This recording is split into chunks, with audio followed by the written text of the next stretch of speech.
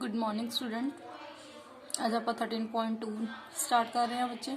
ठीक है, जेकर तुम 13.1 दी वीडियोज़ देखना चाहते हो तो मेरे चैनल में सबसक्राइब लाइक एंड शेयर करो।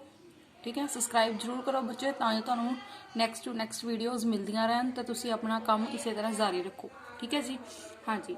हुण अज आप 13.2 स्टार्ट करन लगे बच्चे। 13.2 के अंदर तुहानू फॉर्मूले यूज़ होणगे वॉल्यूम के।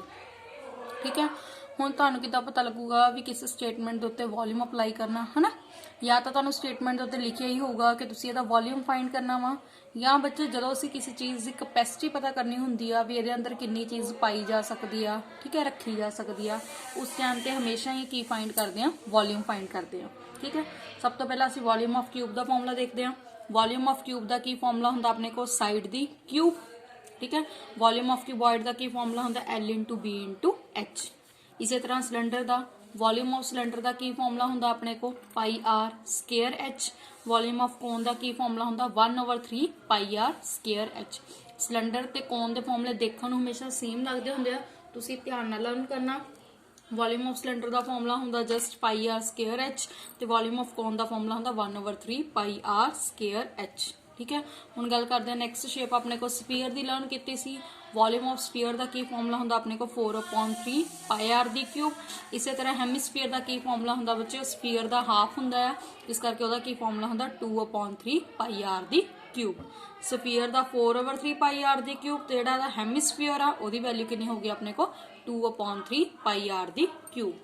ठीक है, चलो हम आप 13.2 की फर्स्ट स्टेटमेंट रीड करते हैं बच्चे। की स्टेटमेंट अपने को 13.2 की स्टेटमेंट आ बच्चे, ए solid is in the shape of cone standing on a hemisphere with both their radii। radii ਇਹਦਾ मतलब ਕੀ ਹੈ ਇੱਥੇ ਬੱਚੇ, radius ਦੀ plural form ਨੂੰ ਅਸੀਂ ਕੀ ਬੋਲਦੇ ਆ, radii। ठीक है, यानी कि तुहानू रेडियस गिवन आ। एक शेप आ अपने को कोण आ, उन्होंने किहदे उत्ते टिकाया होया, आपां हैमिस्फीयर दे उत्ते टिकाया होया वा। दोनों का ही रेडियस आपां नूं किहदे इक्वल दिता होया वा 1 centimetre, and the height of the cone is equal to its radius. ते जिहड़े कोन दी जिहड़ी हाइट आ वो किहदे इक्वल आ, रेडियस दे इक्वल आ। हुण तुहानूं पता रेडियस कितना दिता होया 1 सेंटीमीटर, इहदा मतलब हाइट ऑफ कोन भी कितनी होगी अपने को 1 centimetre. Find the volume of the solid in term of pi. कहते तुसी उस सॉलिड का वॉल्यूम फाइंड करना वा। ठीक है, in term of pi. In term of pi का की मतलब है बच्चा, तुसी अपनी स्टेटमेंट के अंदर पाई की वैल्यू पुट नहीं करोगे। ठीक है, चलो हम इस क्वेश्चन को सॉल्व करते हैं। तो इस क्वेश्चन को देखो किस तरह स्टार्ट करांगे असीं। हुण इहदे अंदर पहला तो डायग्राम देखो ने, डायग्राम की बोलिया सी भी जिहड़ी एक कोन आ उस हैमिस्फीयर दे उत्ते बनी हुई आ।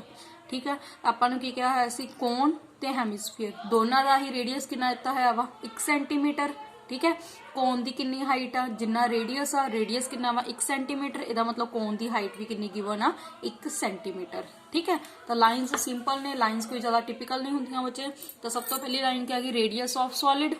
ठीक है, क्योंकि उन्हें इस शेप नूं काहदा नेम दिता बच्चे, सॉलिड का, तो असीं सिंपल की कहता भी तुहानूं सॉलिड का रेडियस कितना दिता है वा 1 सेंटीमीटर। ठीक है, फिर सानूं की कहा वा height of cone is equal to the radius of solid. बोले सी भी जिहड़ी कोन की हाइट आ किहदे इक्वल आ, रेडियस दे इक्वल आ। रेडियस सानूं कितना दिता है वा 1 सेंटीमीटर, इहदा मतलब हाइट ऑफ कोन भी कितनी होगी अपने को 1 सेंटीमीटर। लास्ट की फाइंड करने क्या सी वॉल्यूम ऑफ सॉलिड। हुण तुहानूं पता तुहाडे को किहड़ी शेप आ रही है, एक तुहाडे को शेप आ रही है बच्चे कोन दी, एक शेप आ रही है अपने को हैमिस्फीयर दी। तो असीं फॉर्मूला अप्लाई करांगे बच्चे volume of cone plus volume of hemisphere. Cone का की फॉर्मूला हुंदा बच्चे अपने को 1/3 पाई आर स्केयर एच, ते हैमिस्फीयर का की फॉर्मूला हुंदा बच्चे 2/3 पाई आर दी क्यूब। ठीक है जी, कॉमन कड्डांगे, तुहानूं सब नूं नज़र आ रहा भी एक पाई कॉमन हो रहा। इत्थे आर दियां 2 पावरां, इत्थे आर दियां 3 पावर्स ने, यानी कि मिनिमम पावर कितनी कॉमन हो रही है आर दी स्केयर। इहदे भी डिनोमीनेटर 3 लिखिया, इहदे भी डिनोमीनेटर 3 लिखिया वा, ते 1/3 की हो गया अपने को कॉमन। ठीक है, तो कॉमन आ गया अपने को 1/3 पाई आर स्केयर। ब्रैकेट इहदा की बच गया एच, इहदा की बच गया 2 ते 1 आर। वैल्यू पुट कर दिया बच्चे, रेडियस की वैल्यू कितनी गिवन अपने को 1, हाइट भी कितनी है अपने को 1। जो असीं वैल्यू पुट करांगे 1/3 पाई इस तरह आ गया। आर की वैल्यू 1 पुट की तो बच्चे 1 का स्केयर। एच की वैल्यू कितनी गिवन आ 1 प्लस 2 इंटू आर। आर की वैल्यू कितनी दी हुई है अपने को 1, 2 इंटू 1। ठीक है, 1/3 पाई 1 का स्केयर कितना होंदा बच्चे 1, 1 प्लस 2, 1 प्लस 2 तुहानूं पता कितना होंदा वा 3, 1/3 पाई मल्टीप्लाई 1 मल्टीप्लाई 3 3 ਨਾਲ 3 ਦੀ ਕਟਿੰਗ ਆਨਸਰ ਕੀ ਆ ਗਿਆ ਪਾਈ ਸੈਂਟੀਮੀਟਰ ਕਿਊਬ। ਇਸ ਵਾਰ ਅਸੀਂ ਵੋਲਿਊਮ ਫਾਈਂਡ ਕਰ ਰਹੇ ਹਾਂ। ਜੇ ਵੋਲਿਊਮ ਫਾਈਂਡ ਕਰ ਰਹੇ ਹਾਂ ਹਰੇਕ ਦੇ ਯੂਨਿਟ ਪਿੱਛੇ ਅਸੀਂ ਕੀ ਲਗਾਵਾਂਗੇ ਕਿਊਬ। ठीक है तो अपना आंसर पाई च खत्म हो गया। उन्हें भी आपको यही क्वेश्चन किया सी भी पाई के फॉर्म के अंदर इनू खत्म करना वा।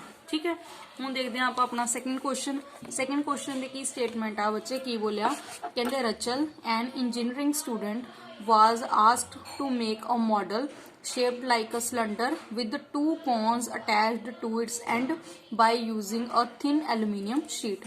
कहते रचल एक इंजीनियरिंग स्टूडेंट आ बच्चे उन्होंने क्या तुसी एक मॉडल तैयार करना वा। उस मॉडल की शेप की होनी चाहिए है भी एक सिलेंडर होना चाहिए वा ते सिलेंडर की दोनों साइड से की अटैच होनी चाहिए ने कोन। ठीक है by using a thin aluminium sheet ਨੂੰ यूज करके उन्हें मॉडल तैयार करना वा। The diameter of the model is 3 centimetre. उस मॉडल का डायमीटर कितना दिता है वा 3 centimetre and its length is 12 centimetre. तो जो मॉडल है ना उस मॉडल की पूरी लंबाई कितनी दी है अपन 12 centimetre. If each cone has a height of 2 centimetre. हुण कहते जो तुहाडे कोल कोन बने कोन दी हाइट कितनियां ने 2 centimetre. Find the volume of the air contained in the model that रचल मेड। तो कहते की करना वा तुसी इस मॉडल के अंदर कितनी वॉल्यूम ऑफ एयर आ वो तुसी फाइंड करनी है। ठीक है जी अगे की लिखा assume that the outer and the inner dimensions of the model to be nearly same. भी जो आउटर सरफेस एरिया ते इनर सरफेस एरिया दोनों मतलब ऑलमोस्ट सेम ने इस करके असं सिर्फ वो अंदरली वैल्यू ਨੂੰ ही फाइंड करांगे। हुण इहदा डायग्राम किद्दां एक्सप्लेन करांगे। आपां नूं की बोलिया सी भी सेंटर वाली शेप कादी आ सिलेंडर दी उहदे आले दुआले अपने को की लगियां होईयां 2 कॉन्स लगियां होईयां। मॉडल की पूरी हाइट कितनी दी हुई अपने को 12 सेंटीमीटर। इस मॉडल का डायमीटर कितना दिता है वा 3 सेंटीमीटर। जिहड़ियां तुहानूं कोन्स दित्तियां ने कोन्स की हाइट कितनी दी हुई है 2 सेंटीमीटर। ठीक है तो लाइन्स भी असीं लिख देंगे। सब तो पहले असीं की लिखता है डायमीटर ऑफ मॉडल का डायमीटर कितना दिता है बच्चे 3 सेंटीमीटर। रेडियस ऑफ मॉडल कितना होगा 3/2 सेंटीमीटर। ठीक है हम दिता की होया तुहानूं टोटल हाइट दी सी मॉडल की टोटल हाइट कितनी दी हुई है अपने को 12 सेंटीमीटर। कोन की हाइट कितनी दी हुई है अपने को 2 सेंटीमीटर। ध्यान रखियो इस बार कोन की हाइट लिए वर्ड की यूज करांगे कैपिटल एच क्योंकि दोनों की हाइट च फर्क आ इस करके सानूं अलग अलग सिंबल्स यूज करने पै रहे हैं। ठीक है कोन की हाइट कितनी दी हुई है 2 सेंटीमीटर। हुण तुहानूं पता बच्चे भी पूरा का पूरा जिहड़ा मॉडल आ इहदी खुद की लंबाई कितनी आ 12 सेंटीमीटर। ठीक है जिहड़ियां इहदी साइड ते कोन्स लगियां होईयां ने कोन की खुद की हाइट कितनी आ 2 सेंटीमीटर इहदी आ 2 सेंटीमीटर इहदी आ। जे मैं तुहानूं पुछां बच्चे इस सिलेंडर की कितनी हाइट होगी। ठीक है तुसीं इस सिलेंडर की हाइट पता करने की करोगे पूरे के पूरे 12 चों इधरले 2 ते इधरले 2 दोनों नूं माइनस कर दोगे। ठीक है जो तुहानूं तुसीं माइनस कर दोगे तुहानूं किहदी हाइट मिल जूगी सिर्फ जिहड़ा अंदर सिलेंडर आ उहदी हाइट मिल जूगी। ठीक है इहदा मतलब सानूं की करना पऊगा हाइट ऑफ सिलेंडर नूं पहली गल तां असीं स्मॉल एच नाल डिनोट करन लगे हां। ठीक है सिलेंडर की हाइट पता करने लई असीं 12 चों 2 इधरों भी माइनस कर दांगे 2 इधरों भी माइनस कर दांगे 12 - 4 कितना होगा मेरे को 8 सेंटीमीटर। ठीक है यानी कि सिलेंडर की हाइट कितनी आ गई अपने को 8 सेंटीमीटर। ठीक है जी हुण फाइंड की करना सी volume of air contain in the model के अंदर कितनी एयर आ। शेप किहड़ी आ बच्चे एक अपने को सिलेंडर की शेप आ ते 2 तुहाडे को की लगे हुए सी कोन लगे हुए सी तां की आएगा volume of cylinder plus volume of 2 कोन। ठीक है वॉल्यूम ऑफ सिलेंडर का की फॉर्मूला हुंदा बच्चे πr² h प्लस एक कोन का की फॉर्मूला हुंदा 1/3 πr² h। साढ़े को कितनियां कोन्स ने 2 कोन ने 2 ना असीं की करा देंगे मल्टीप्लाई तो की बन जाएगा बच्चे 2/3 πr² h। ठीक है हुण जे तो कॉमन निकलूगा कॉमन की निकलूगा एक बच्चे पाई कॉमन हो रहा एक r² कॉमन हो रहा ब्रैकेट की आ गया एक स्मॉल h आ गया इधरों एक 2 बच गया कैपिटल h बच गया अपॉन की आ गया मेरे को 3। ठीक है जी हुण पाई की वैल्यू कितनी पुट कर दोगे 22/7। रेडियस कितना दिता है वा 3/2 स्मॉल दूसरा रेडियस r² यानी कि 3/2 मल्टीप्लाई 3/2।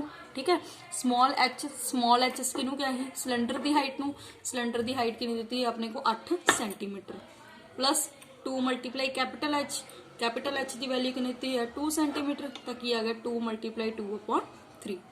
ठीक है जी 22/7 इसी तरह आ गया 3/2 इसी तरह आ गया 3/2 इसी तरह आ गया ब्रैकेट 8 प्लस 2 मल्टीप्लाई 2 कितना हो गया बच्चे 4 अपॉन की आ गया मेरे को 3 is equal to 22/7 multiply 3/2 multiply 3/2 multiply LCM करना बच्चे एलसीएम लैन का सब तो ईजी तरीका की होंगे नीचे वाले की आपस में मल्टीप्लाई कर लो 3 1 का की आ गया 3 क्रॉस करके मल्टीप्लाई करांगे 8 3 ਦਾ ਕਿੰਨਾ ਹੋ ਗਿਆ ਬੱਚੇ 24 4 1 ਦਾ ਕਿੰਨਾ ਹੋ ਗਿਆ ਮੇਰੇ ਕੋ 4 ठीक है जी।